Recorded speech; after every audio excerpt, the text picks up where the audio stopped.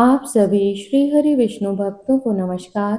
स्वागत है अनुकरणीय सनातन पर। आज मैं आपको कार्तिक मास व्रत के 5वें अध्याय की कथा सुनाने जा रही हूँ। आइए श्रवण करते हैं पावन कथा। सभी बोलें श्री हरि विष्णु भगवान की जय। श्रीमन्नारायण नारायण हरि हरि, भजमन नारायण नारायण हरि हरि। कार्तिक मास व्रत कथा के 5वें अध्याय में कार्तिक स्नान की विधि नियम के बारे में बड़े ही विस्तृत ढंग से बताया गया है। राजा पृथु बोले, हे मुनि जी, आपने कार्तिक और माघ माह का विस्तृत फल कहा। अब इसके विधिवत स्नान की विधि नियम आप हमसे कहिए।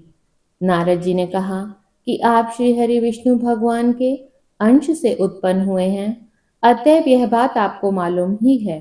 तथापि मैं यथोचित विधान आपसे कहता हूँ, उसे ध्यान पूर्वक सुनिए।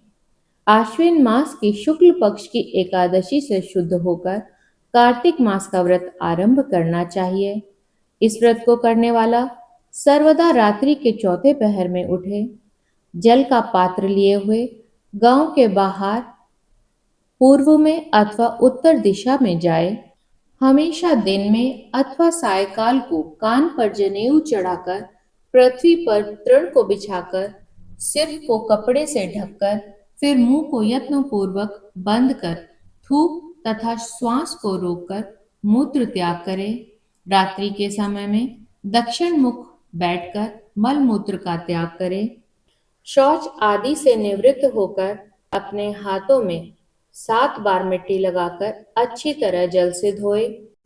यह शौच विधि गृहस्थों के लिए कही गई है।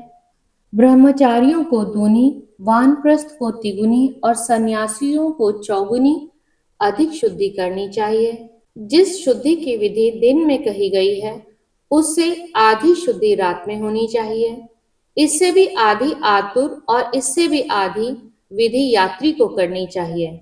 शौच कर्म से रहित मनुष्य की समस्त क्रियाएं निष्फल होती हैं। जो मनुष्य मुख शुद्धि नहीं करता अथवा दातुन नहीं करता, उसके सब मंत्र निष्फल हो जाते हैं।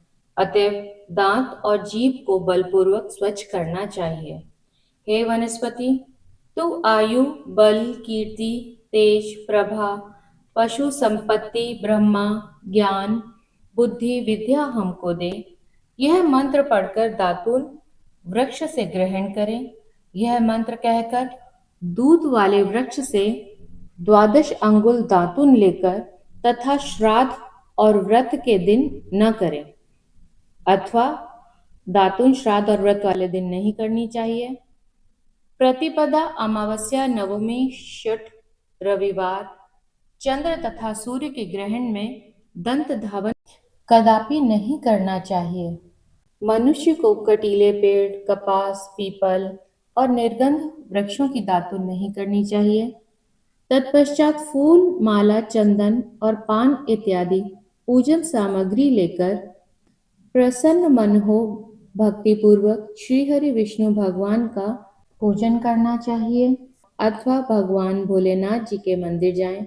वहां देवताओं का अर्घ्य, आचमन आदि वस्तुओं से अलग अलग पूजन कर प्रार्थना तथा प्रणाम कर नृत्य आदि मंगल कृत्य करें। फिर ताल, वेण, मृदंग आदि को बजावें, गावें और नर्तकों के साथ नृत्य करें।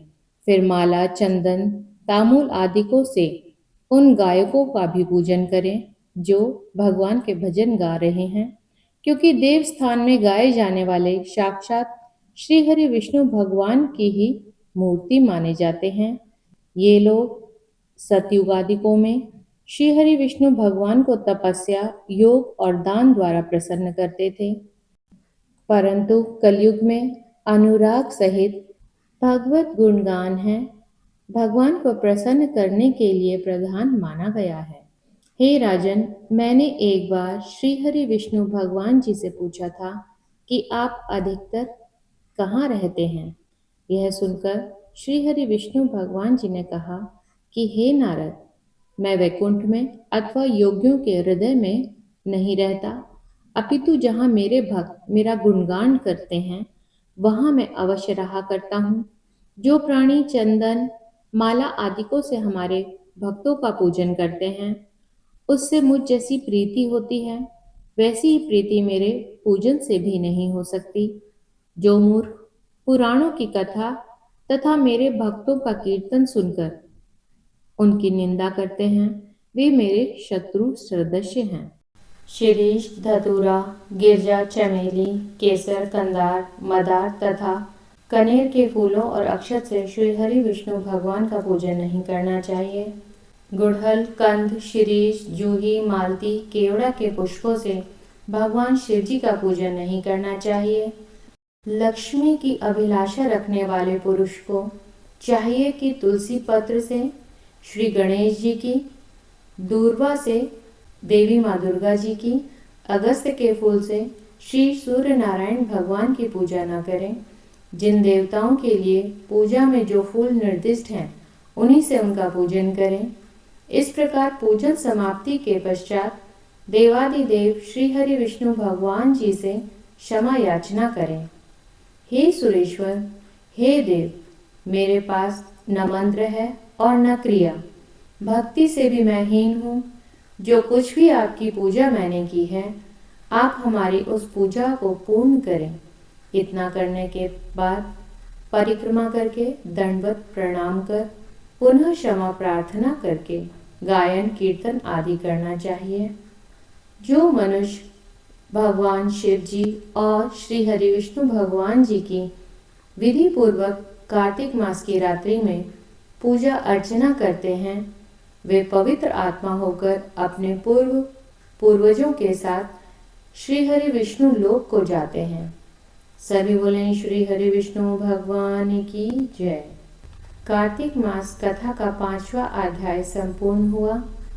कल प्रातःकाल 6ठे अध्याय की कथा का श्रवण करेंगे।